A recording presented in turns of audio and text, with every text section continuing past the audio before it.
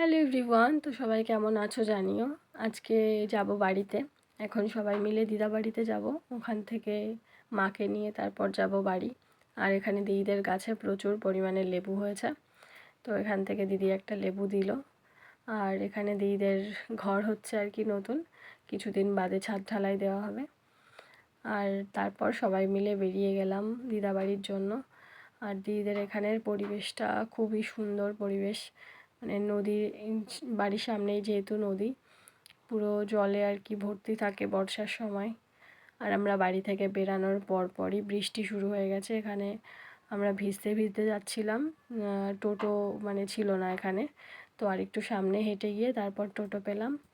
আর পৌঁছে গেলাম কলাসীমাতে মিষ্টি নিয়ে। এখানে তো মানে অটোর খুব প্রবলেম, সব অটোতে জায়গা আর কি ভর্তি, যেহেতু এখন জলেশ্বরে পুজো হচ্ছে, তো সেই কারণে সব ভর্তি হয়ে আসছে। আমরা আর কিছু না পেয়ে লাস্টে হেঁটে গেলাম।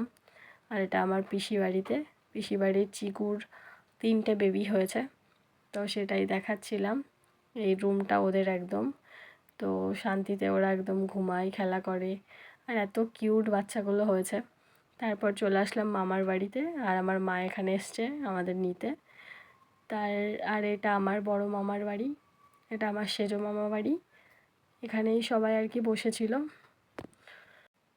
আর আমার ছোটো মামা বাড়ি এখনও কমপ্লিট হয়নি আর কি, বাড়ির পেছনে, তো সেই কারণে ওই দিকটাতে যাওয়া হয়নি, তো পরে দেখাবো। আর এখানে দাদার বাড়ির সামনে এত সুন্দর ফুল গাছ লাগিয়েছে, তো সেটাই আমি দেখছিলাম। প্রত্যেকটা গাছে ফুল ফুটেছে, কি দারুণ লাগছে দেখতে। আর আমার পুচকু আমার কোলে তো এসে আমার চশমাটা ধরে টানাটানি করছিল।